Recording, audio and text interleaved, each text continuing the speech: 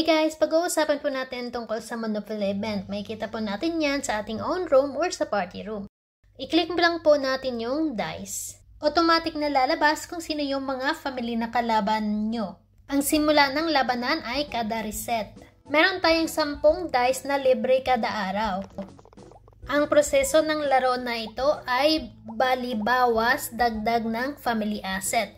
Depende kung saan ka mapunta. Kung mapunta ka sa plus 10 family asset, ibig sabihin nun, meron kang dagdag na 10 family asset. Kagaya nito, napunta ako sa surprise card at increase yung nabigay sa akin, kaya madadagdagan ako ng 50 family assets. Minsan naman, kapag decrease ang nakalagay dyan or issued ticket, ibig sabihin nun, babawasan ka ng family asset. Makikita mo naman yan.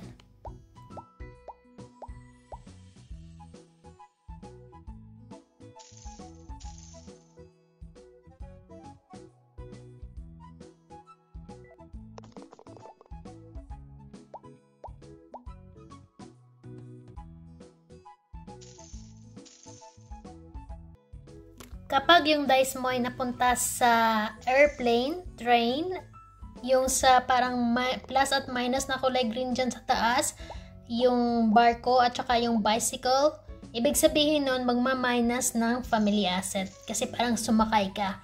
Pero kapag napunta naman sa yung sa footsteps, parang maglalakad ka lang, i-plus 50 yan, family assets. Basta, titingnan nyo lang kung ano yung nakalagay. Baka magtataka kasi kayo kung bakit hindi umaangat yung family assets ninyo. Yan kasi ang games, add at saka minus family assets.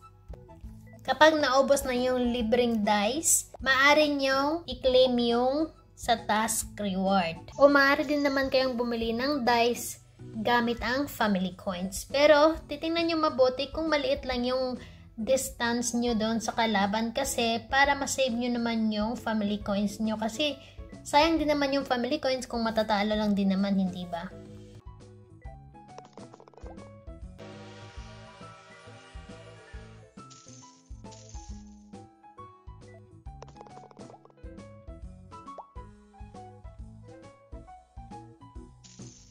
Siya nga pala, huwag nyo kalimutan i-claim yung sa task reward kasi kapag na-unlock nyo yun, maaari kayo makapag-roll pa ng mas maraming beses. Kapag na-claim nyo lahat yun, nasa total 20 dice ang makukuha nyo doon sa task.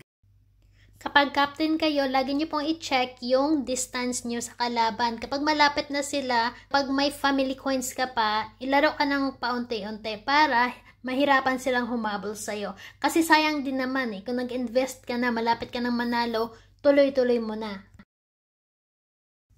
Kagaya nito sa amin, talagang inabangan ko talaga siya kagabi at tinignan ko kung anong mangyari. Kasi first time ko pa lang para syempre alam ko at ma-explain ko din na mabuti para sa aking mga membro. At ito na nga, kami na nga yung panalo dahil hindi sila humabol. Pinagtataka ko dito, akala ko wala. Mga ilang segundo ang nakalipas, ito nag-pop up na siya tapos nag-red pocket rain na siya. At nakakuha kami ng tag 86 coins. So lahat na naglaro sa game na yon ay nakakatanggap ng 86 coins.